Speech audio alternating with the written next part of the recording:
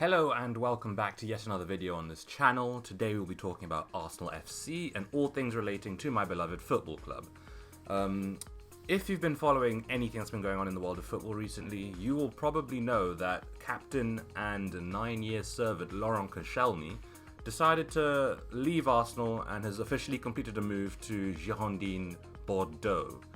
And this move has come at a rather controversial time, and it's been a really contentious matter for Arsenal fans and the Arsenal board and Laurent Koscielny alike.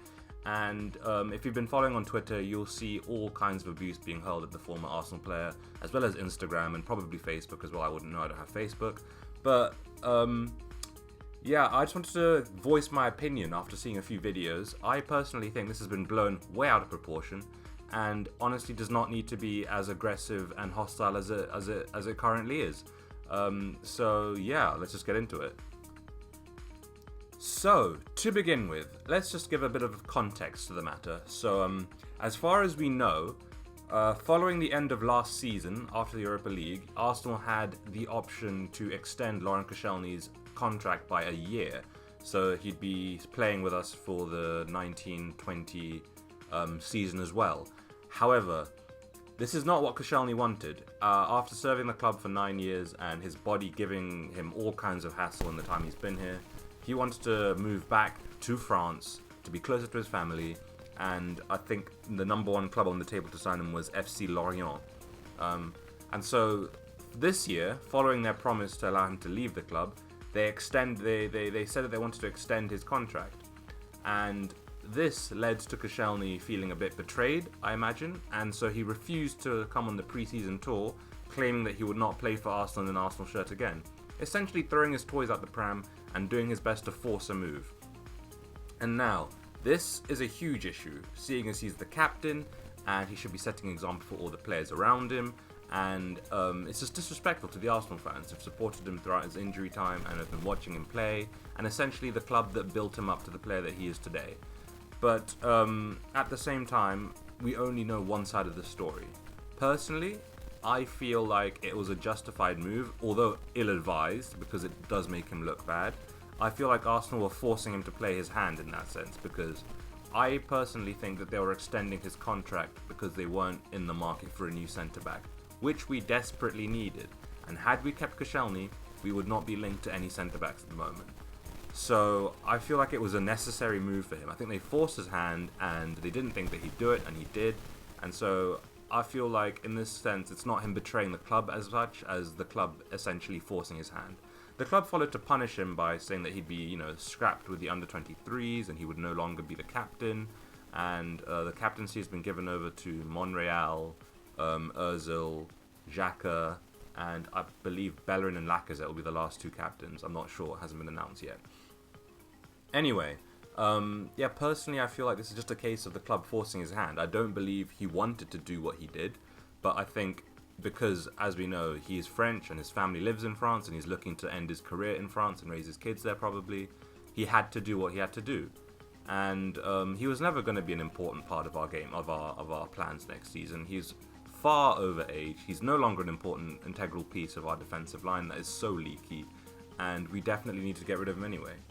And so yeah, I can't really blame him for throwing his toys out the pram, although yes, it does somewhat mar his reputation at the club. I think he did what he had to do, and I can't really knock him for it. So yeah, on to the next point. So the next point in this saga is the belief that the only reason that Koscielny was trying to force a move was because he wanted to leave on a free transfer and thus get a bigger pay package as he left to his new club. However, if we look at the clubs that he was moving to, Bordeaux, Rennes, Lorient, all these clubs, he probably wouldn't be getting paid much more, if any more at all, as he's getting paid now.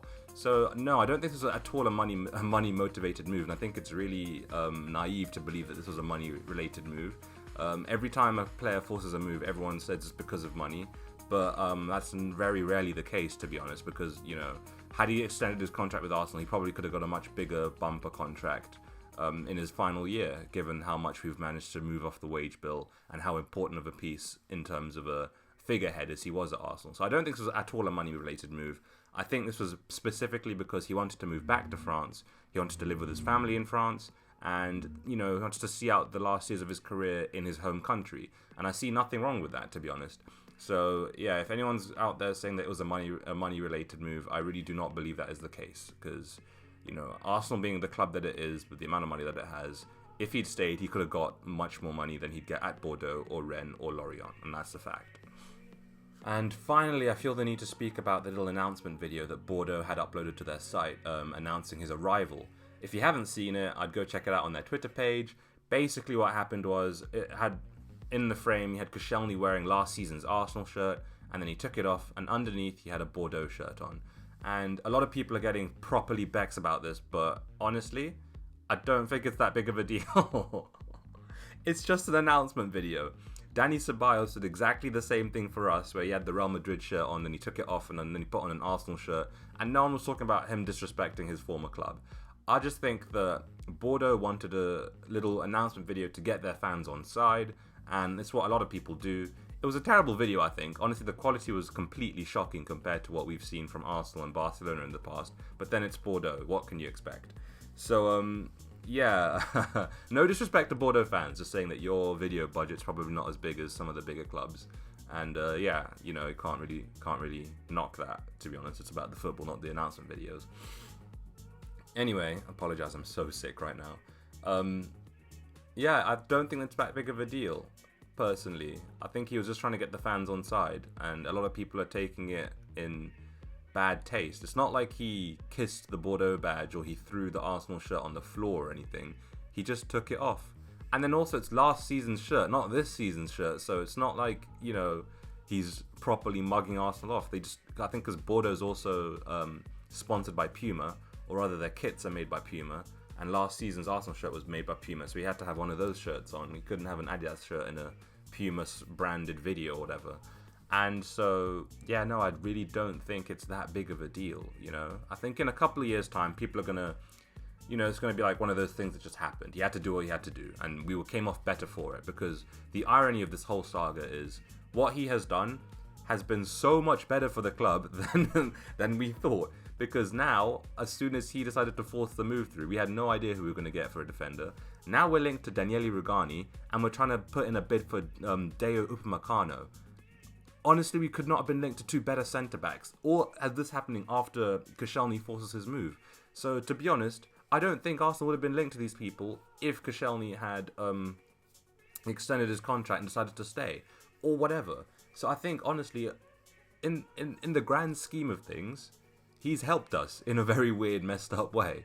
So, yeah, no, I think him forcing a move will be seen as something that needed to be done. It was a necessary evil in a couple of years' time. And, I'd welcome him back to the Emirates. I don't see why he should be shunned and made, some kind of made some kind of scapegoat or punching bag. Because the way he left was nowhere near on the level of Robin Van Persie. And I've forgiven Robin Van Persie, to be honest. I wouldn't want him back. Actually, no, to be honest, I'd take Van Persie back right now. I won't lie. I'd take him back as a coach or something, because he was that good.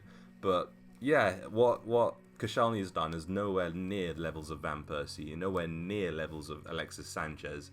And frankly, we really shouldn't be in a position to be calling him a snake at all, because all he's done is gone home to stay with his family.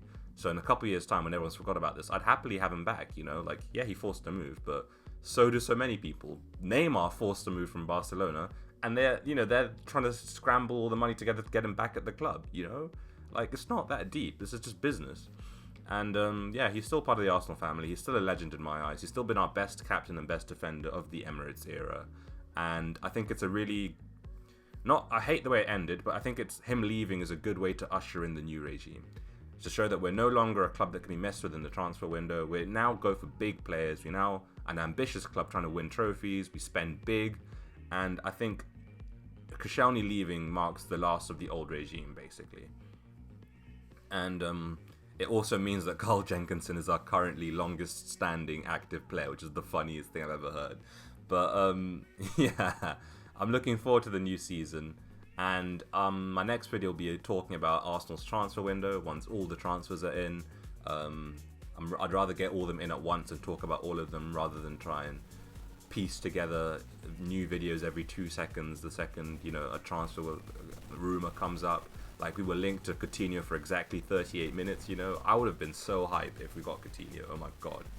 But yeah, I'm going to talk about that on transfer deadline day, or rather after transfer deadline day. And yeah, stay tuned for that. Thanks for watching, and peace.